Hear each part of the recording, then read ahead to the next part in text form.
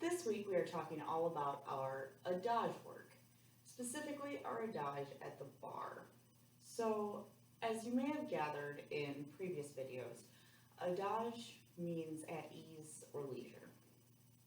This is traditionally our slower work, and when done at the bar, it can mean a variety of things. It's not just one specific step. So a few things that my dancers will sometimes practice when it comes to the adage portion of class would be a develope or an envelope. We can take that up through the passe. Practicing each of those, sometimes en croix, or I give different variations pending on how I want them to proceed out center.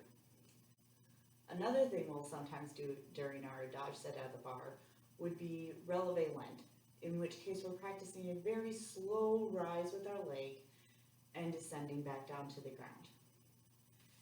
In which case, we're working really on how to get our leg as controlled as possible.